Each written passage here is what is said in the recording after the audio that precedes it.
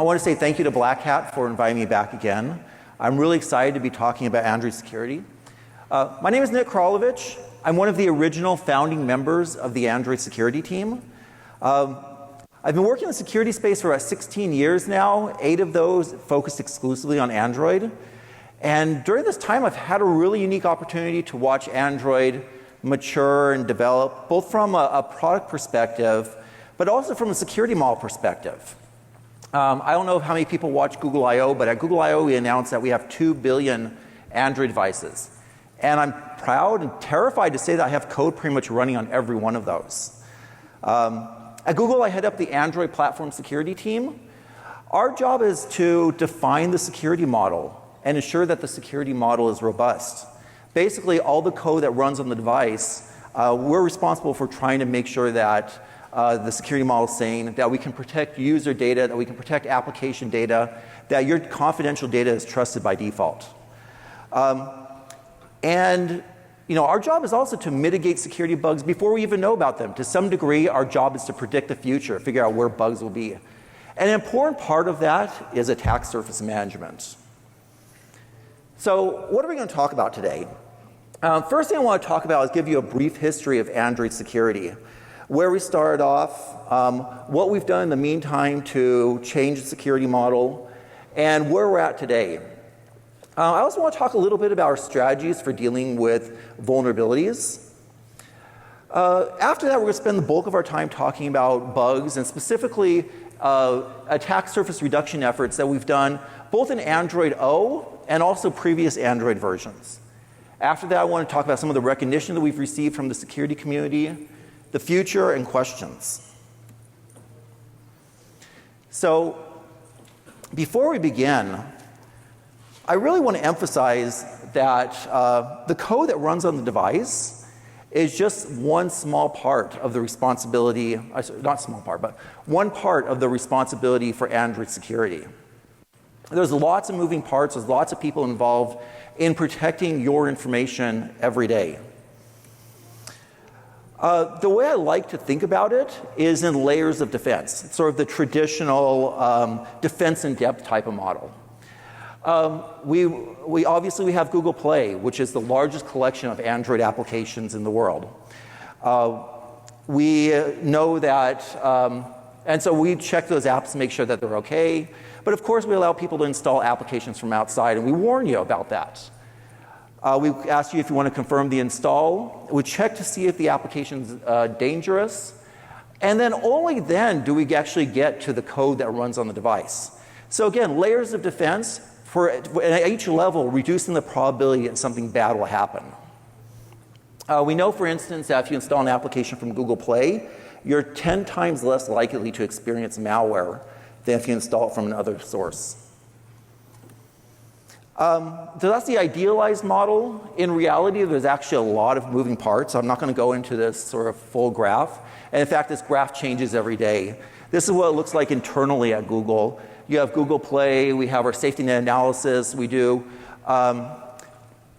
analysis of applications, we try to detect badness within the ecosystem. For users who've agreed to it, we collect data about what's happening in the ecosystem. A lot of people don't know Android actually runs one of the largest antivirus system in the world. It's something I'm very proud of. But at the same time, today I really want to talk about the platform, the code that runs on the platform, the defenses that we have on the system to keep badness away, and what we do on Android to make users safer. So what are our key principles for code that runs on the platform itself? The Android platform employs a very classic AIC model. AIC, for those of you who aren't familiar with it, stands for availability, integrity, and confidentiality. As I've mentioned, it's our goal to make sure that all user data remains private. All application data remains private. You should be able to trust your most sensitive healthcare information secrets to Android. And we actually have 4 different philosophies that we use to maintain the integrity of the security model. Exploit mitigation. Those are the things that you hear about every day. ASLR, NX. integer overflow protections, pan emulation, hardened user copy. These are all changes that are designed to make exploitation of a bug more difficult. I'm not going to talk about that today. We actually have quite a bit I could talk about. The thing I'm going to spend most of my time today is really attack surface reduction. One of the things I hope everybody will take away from this is that attack surface reduction is a really effective means to ensure that badness can't happen. And when I talk about attack surface reduction, I actually talk about two different areas. The first one is exploit containment. We know that parts of Android are going to get compromised. We want to make sure that we prevent lateral movement within the device for compromised components. And so it's important from an attack surface perspective to contain an application and make sure nothing bad can happen. And it's also just solid engineering practices, principle of least privilege, making sure that a process can only do what a process expects to do. There's other things that we do too in developing Android. Another one of our key philosophies is safe by design APIs and interfaces. I hope everybody in this room understands that when you make the safest thing to do, the easiest thing to do, people will do it. People do not want to introduce security bugs. But the environments that we've traditionally developed for people are very prone to bugs. And so that's one of the things that we try to fix. The other one is architectural decomposition. We know that smaller parts are easier to reason about, easier to manage, and a big chunk of the work that we do is focused around architectural decomposition. So that's a little bit about how, those are the philosophies for the Android platform team, a little bit about how we actually think about Android security. But first I wanted to talk a bit about the history of where we started off at, where we got there. So let's step back in time, go back 10 years or so. Where were we at? 10 years ago, we were in a really bad place, to be honest. Windows Vista was released. It was actually the first operating system that got rid of this concept of administrator by default. And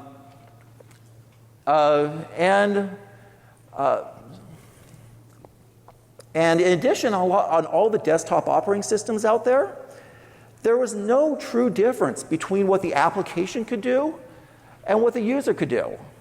And honestly, it's still mostly true today. As a defensive security researcher, I'm actually very excited about some of the stuff that Microsoft's been doing with Windows S because of the enhancements that they've made to remove some of the administrator by default and make sure that applications are contained.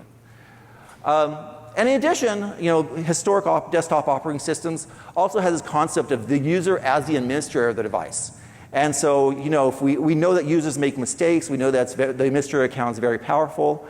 And so there's a lot of risk associated with that. Mobile devices were just coming out. They were primarily feature phones. The set of security issues that came up with these phones were more focused around integrity of the network, SIM cloning, that kind of thing. There really wasn't the attack surface on the device. So Android entered the picture. In 2008, we released our first Android device. And we had a really strong desire to learn from the past. What could we do different? So one of the things we introduced at the time was a centralized application store.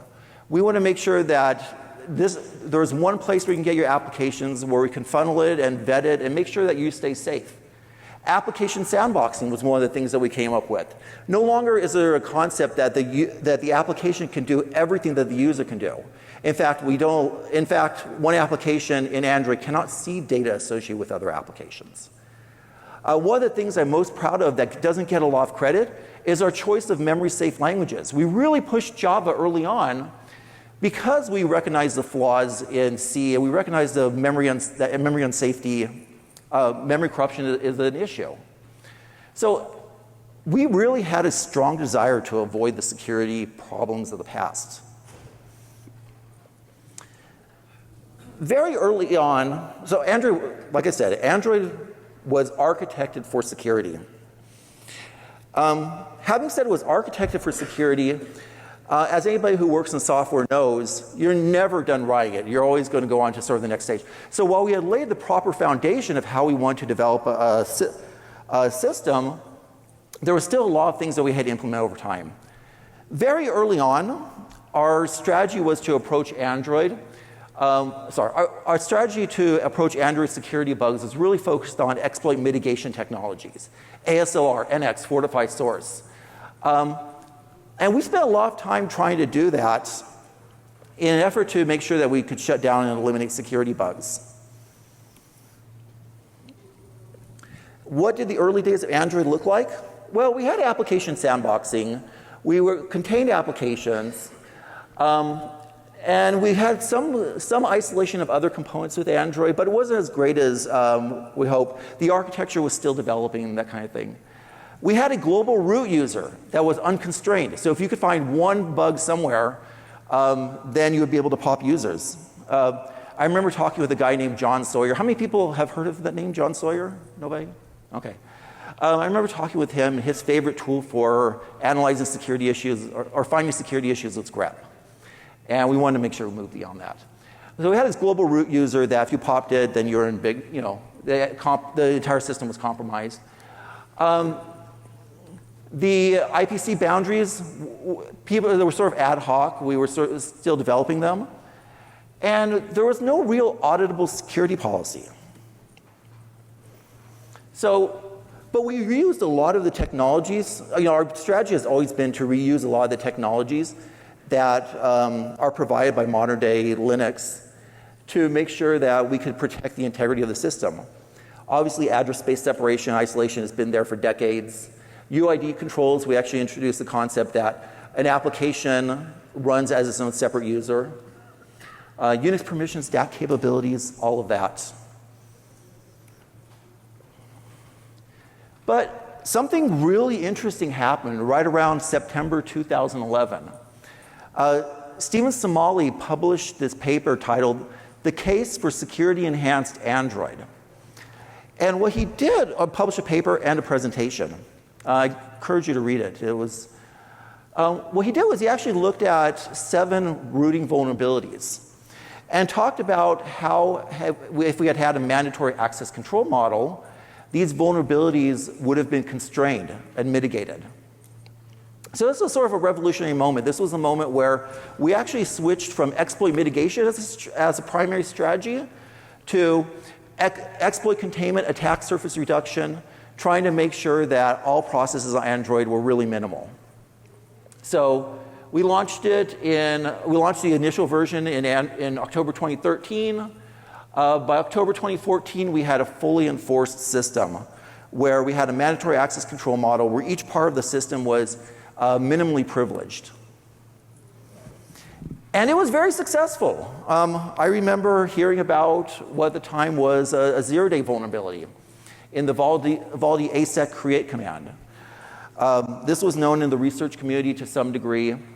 When we rolled out the 4.4 implementation that was only partially implemented, we saw immediately that it shut down this zero-day vulnerability. It was blocked in several different ways. Data local temp access was disallowed. There was no symlink following allowed. And so obviously we published a patch, but we actually sort of proved out the concepts that this was an effective strategy for containing security bugs. We're never going to be able to fix all of them, so we're going to try to contain them and make sure they can't spread. So what does modern day Android security look like? I borrowed this from the Keen team's presentation. I hope they're not going to mind. Every process in Android is now contained. That includes UID 0 root processes. In Android today, there is no global root user.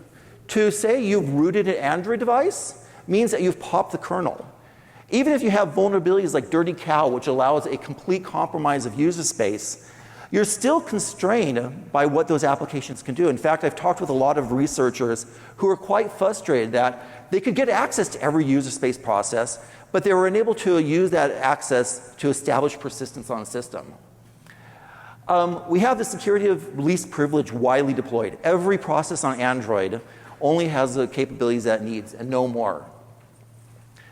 And we have an auditable security policy. We can actually anybody can pull the policy from the device, look at exactly what the capabilities are, and understand what the components are, how the components interact with each other.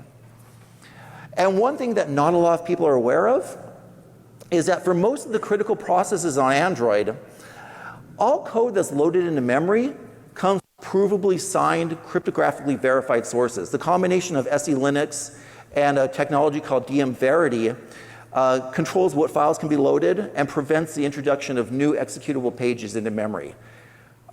It's a very powerful technique where we can show that anything mapped into memory comes from a cryptographically signed source. That's not true across all processes, but it is true across all of the critical processes.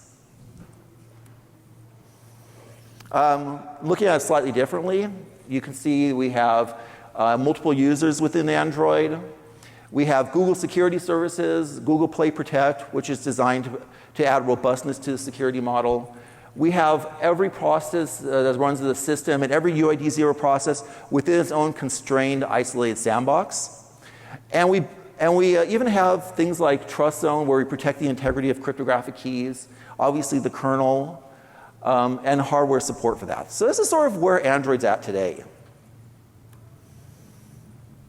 But that's sort of where we're at. And this talk is really about attack surface management and things that we can do to prevent the introduction of security vulnerabilities. So I actually want to talk through a few examples of situations that I think went right and really demonstrate why attack surface management is important. As often happens, one day I woke up and I was grabbing my computer, rolling out of bed, and I look at ZDNet, and I start seeing this article. This is where I discover a lot of security vulnerabilities, unfortunately. And so there was a security researcher at Google, really bright guy, started running a fuzzer on Linux systems. And he found a flaw with something called DCCP, Datagram Congestion Protocol. So my first notice of it was through ZDNet. And so we started our incident response process, and we started treating this like we would treat any other bug. And something really interesting happened. So we started analyzing it. I mentioned that every process is constrained to the minimal set of privileges.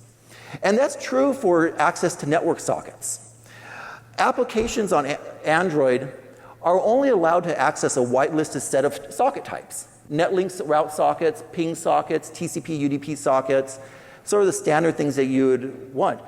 And we actually enforce this at compile time. If you try to add a policy that allows access to additional socket types, Android won't even compile. And we have additional testing and other things like that. But one of the things that you notice is in this never allow rules are compile time assertions for security policy, we actually explicitly disallow DCCP sockets. So this was nice. It was nice. First of all, other work we had done made sure that that code wasn't even compiled into the kernel, which is always a great thing to talk about. Even if it had been compiled into the kernel, it would have been inaccessible to any other process within Android. So here we had an 11-year-old Linux bug that we rated NSI, not a security issue. Some people say, hey, Nick, your team dodged a bullet. The way I like to think about it is, well, we didn't really dodge a bullet. We knew that there's a statistical probability of bugs happening, and by reducing attack surface, we're reducing our probability that this bug will get impacted. So how many people here have seen The Matrix where they're like walking around like this, dodging bullets? To some degree, I think that's what we're trying to do. So I was very proud of this. Not only did the whitelisting of sockets prevent that particular bug, it also prevented a number of other bugs. There was a socket family called AF, MSM, IPC sockets that were failing to do an appropriate access control check. The fact that we were disallowed creation of those sockets made those bugs inexploitable. So one solution, lots of bugs that were addressed by it. These were all bugs. We rated them high severity, but at the same time, they're not critical because it requires an attack chain length of greater than 1. It's not directly reachable. Again, I woke up one morning, found a security bug. Pwned Ubuntu Linux falls on day 1. So Ubuntu fails, if a Linux kernel bug fails, we start our response process and make sure that we're addressing it. And again, we start looking into this. This time we didn't get so lucky. It is compiled into Android kernels by default. It does require Capnet and Min. And a lot of processes on Android have Capnet and Min. But then who specifically can create those socket families? So we pulled the security policy from the device and found that it was only reachable to one process on Android. In this case, it was the NetManager-D process. And so that process itself is very tightly locked down, has very limited IPC interaction. So while we classify this as a high severity vulnerability because it is a real bug, we want to make sure we have defense in depth. The odds of this bug ever getting exploited are next to none because it's just effectively not reachable. So those are two sort of idealized cases where the control of attack surface made sure that bugs weren't reachable. Careful attack surface kept these bugs from being unreachable. And so it's a really powerful technique, and it's something that we apply universally to Android, but I hope everybody here will apply it to the work that they do. So we talked about a few examples, and I wanted to give you some of the things that we've done over time in Android to really make sure that the attack surface stays minimal, that we're carefully managing the attack surface and reducing the kinds of bugs that could happen. One of the big projects that we undertook for Android O was this project called Project Treble. So what is Project Treble? At its heart, Project Treble is designed to provide strong architectural separation between core Android components, things that the Google team creates, and vendor customizations. And it was created because vendors gave us constant feedback that when a new version of Android came out, it was really hard to upgrade because a lot of things changed. They had to change a lot of their code. So what we wanted to do is provide a stable vendor API, which is represented as sort of orange there, that'll define clear boundaries between what our code expected and what vendor code expected, and to make sure that we could revision those APIs so that we could upgrade the Android OS framework portion without upgrading the vendor implementation. Now, obviously, this is important for updates. If we could upgrade the Android OS portion, we could address or mitigate bugs in different ways. Updates are incredibly important, but I also want to talk about the attack surface management that we were able to get out of this project. So what happened in Project Treble? Well, a little bit of background. Android has these things called HALs, hardware abstraction layers. And these HALs typically run in process. And so in this case, we have the orange boxes, HAL 1, 2, up to N. What's wrong with this picture? It turns out that all those HALs are overprivileged. They have all the access to capabilities that are within the process itself, even though it's not needed. They're very, very constrained in what they do. And that requires also that outer process to be able to access directly the kernel interfaces that are exposed to the hardware.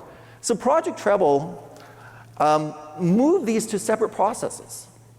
So now we have the one process, and it makes IPC calls to these different HALs. Each one of these HALs is separately constrained. We have architectural separation, architectural decomposition, and minimally constrained, and we have strong IPC mechanisms that we can control. And then only those components can directly talk to the kernel interfaces. So each HAL runs in its own sandbox. It's limited to the capabilities that it needs. The calling processes no longer require those capabilities. And it actually forces the attacker to perform a longer chain to get to the vulnerable kernel components. Specifically, one of the things I was very excited about is we have this process on Android called System Server, which manages large chunks of the security of Android. We were able to move 20 HALs out of System Server, reducing the capabilities that System Server had, so in the event that that's compromised, we can better constrain what that process can do. Something I was very excited about. No talk would be complete. No talk at Black Hat would be complete without talking about media server hardening. First of all, a little bit of background. I don't know how many people here remember 2015, mid-2015, there was a series of bugs called the stage fright bugs. It was a series of integer overflows within the media server code. We had designed media server with architectural containment in mind. But over time, processes grow up, things acquire more capabilities, and just sort of naturally things evolved. And so more features started developing. At the time, 2 years ago, it actually generated a huge amount of press because of the exploits that were in. But it actually turned out to be one of our most successful failures. I don't know if how many people have seen Apollo 13, the idea that the lunar craft was going to orbit and something bad happened, and they were able to successfully recover it. And to some ways, I think that stage fright was our successful failure, was our graceful recovery. 2 years later, we're still not seeing any bugs associated with this. We know the containment model is working. People predicted the end of the Earth. We actually are keeping people safe. How did we do that? I encourage you to view my last year's Black Hat slides for more technical details. But conceptually, we went through and separated the media server component into lots of different components. And one of them is the extractor service. And we designed the extractor service so that it actually had minimal capabilities because it handled some of the most untrusted content. I actually want to say thank you to Marco right over there, who actually did a big chunk of the media server hardening work. I think I'm really happy about it. But we went through and we actually architecturally decomposed it so that each one of these services is within their own security sandbox and has the minimal permissions that it needed. So that was something that happened in Android N. One of the things I wasn't able to talk about last year that I'm very excited about is our use of a technology called SetComp. SetComp, for those of you who aren't familiar, stands for the System Call Filtering Interface. And what we were able to do is realize that these processes are actually have very minimal system call needs. And so we went through it and we said, well, what system calls are actually needed? What system calls aren't needed? And we found that depending on the architecture, we could eliminate 87 to 89% of the system calls that are available with no loss of functionality. And this is one of the great things about attack surface reduction. There's a lot of stuff that the system provides that you just don't need to have. It's just all liability, no benefit. So we did that. There were other changes that we made too. I don't want to go into a lot of details. We introduced signed, unsigned overflow detection. So we realized that integer operations in C, actually integer operations period, have counterintuitive behaviors. You end up with rollovers as true for signed, unsigned. For unsigned, it's defined behavior, but still counterintuitive. We just said we're going to make those hard errors because that's where we saw a lot of these bugs happen.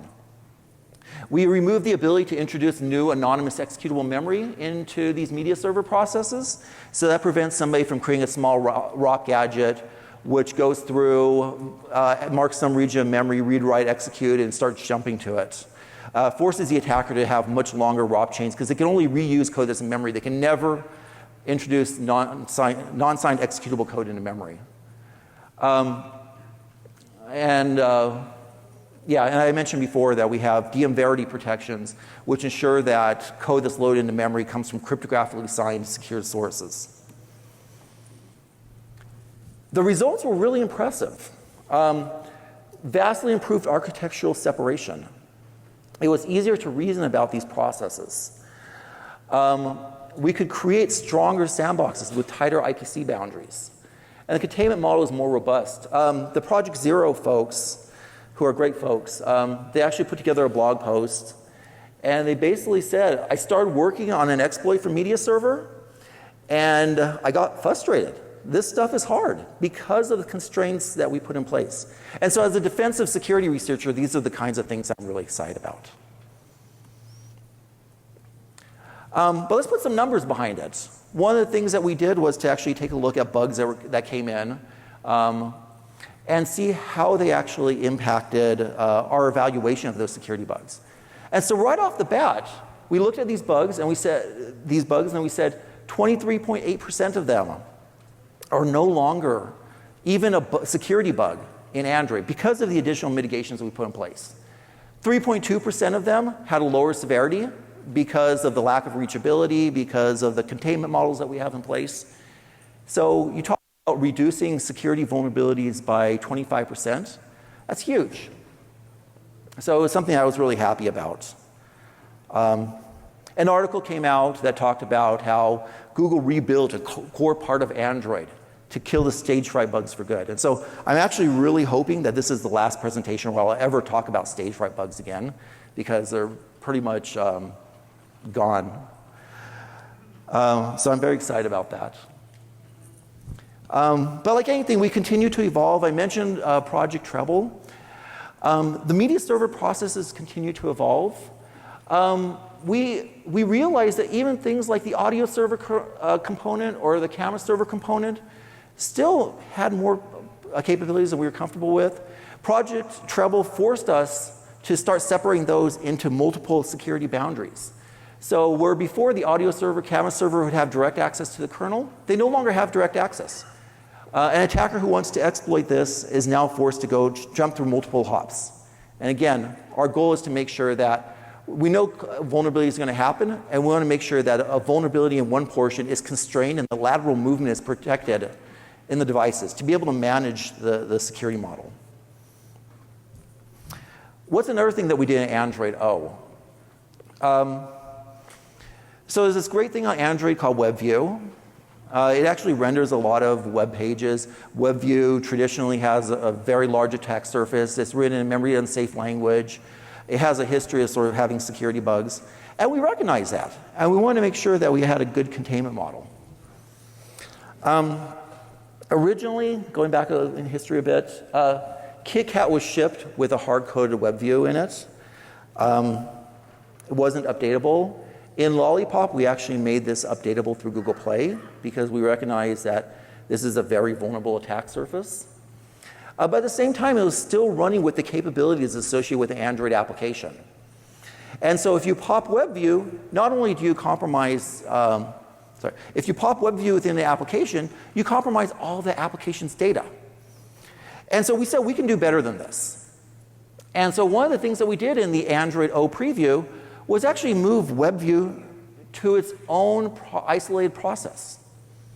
So this is what it looks like today. You have a very small stub which runs in the application. But we actually make an IPC call to a different render process, to a different webcon process. The process itself has no ability to access your application's data, has no ability to compromise it. In fact, it can't really even write to any files on the disk. Our separation, UID separation, our mandatory access control model, they don't allow the opening of any file except for ones that explicitly have been passed to this particular process. It also makes applications more stable, which is really nice. If it crashes, it doesn't take out your entire application. And so this is, again, something I'm very excited about that's coming out in Android O. We actually had it enabled in Android N on an opt-in basis, but it'll be the default for Android O. Again, attack surface reduction, creating containment, make sure that bad things can't happen. Let's talk about the Linux kernel, one of my favorite areas to talk about. So I mentioned before that we have really strong user space separation of processes. However, if you're able to compromise the kernel, you end up with a situation where you can regain the sort of global root access. So the kernel is very important. It's the implementation of our security model.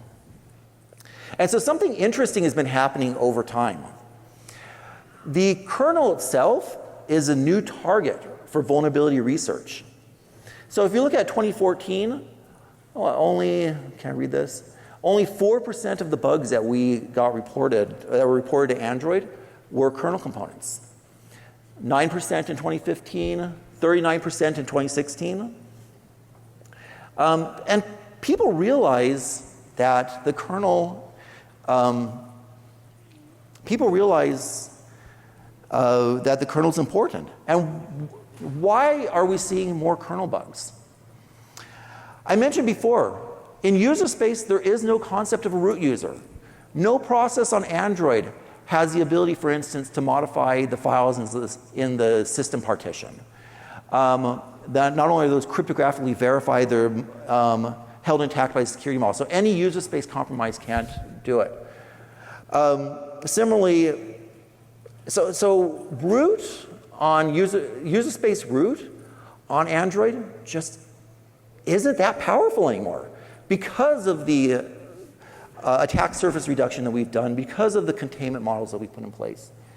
2016 was the very first year that SE Linux, or mandatory access control model, became 50% of devices. It's probably 70 or 80% of devices now. And so, again, this is one of the reasons why people started attacking the kernel. Also, because of the privileged processes, privileged location that the kernel maintains, we actually pay more money for those vulnerabilities. Generally speaking, all kernel bugs are high or critical severity. A big chunk of the severity calculation depends on the reachability or not. Critical bugs are directly reachable by a process. High severity vulnerabilities require that you chain through a different process to get there. So there's good money here. People are starting to look into it more. It's more and more of a concern. So we looked at the kernel bugs, and we said, where are the kernel bugs happening at? There's this there's this call called the IOctal call, which passes in a file descriptor. You pass in an arbitrary command with some arbitrary data structure. There's essentially no format to this. And so we found that a big chunk of the security vulnerabilities that we had were in IOctal calls. And actually, it depends on how the bugs are reachable, or, what code is reachable or not. Because, like I said, we handle security bugs for all parts of the system. We believe in defense in depth. We fix bugs as they come in.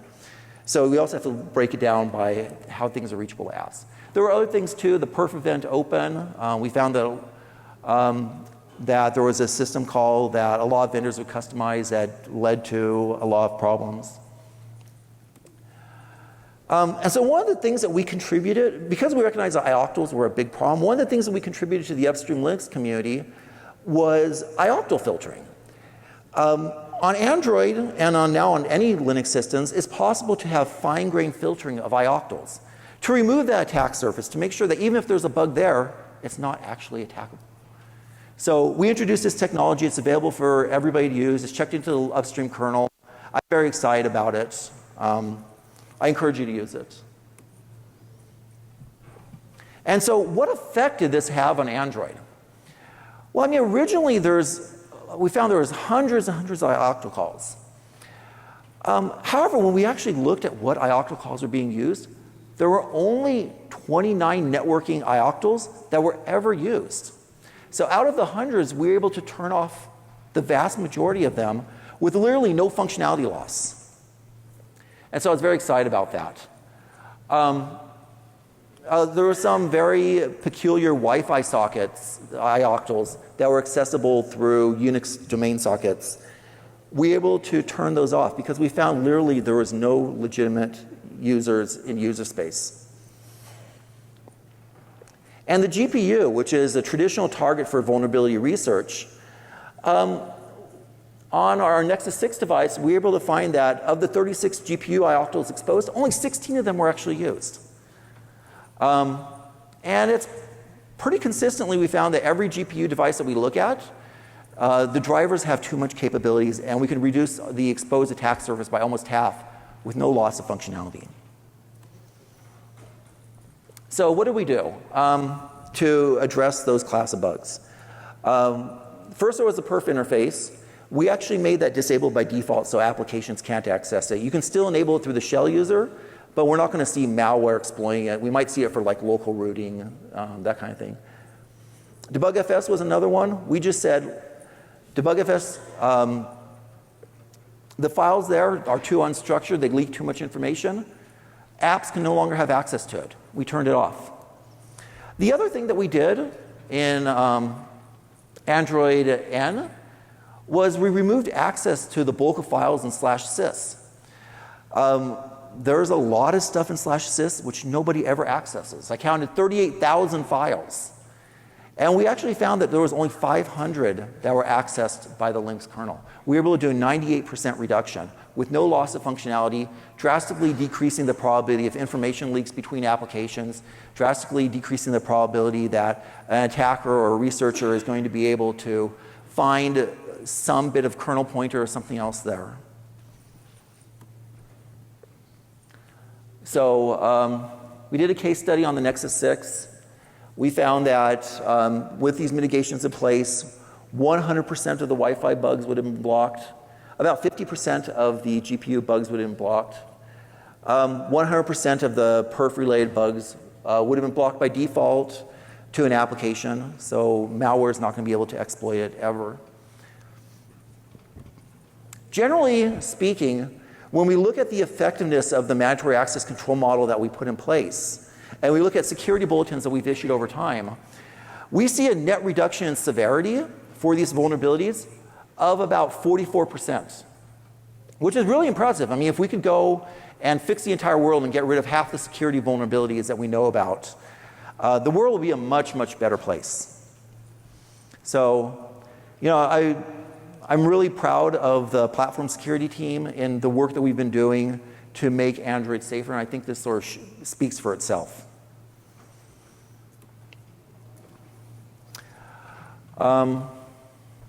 Other attack surface reduction. So we've continued over time to reduce the visibility that applications have into the system.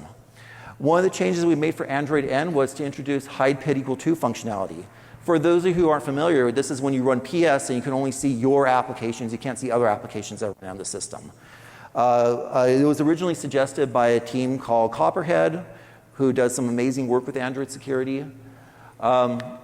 And it prevented what we call UI state inference attacks, where one application can infer keystrokes or other events that are occurring across the application boundary.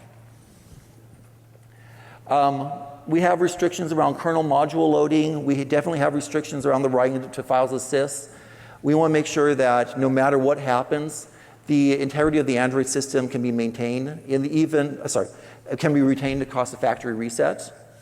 One of the things we started doing for Android O was a whitelist of files in /proc.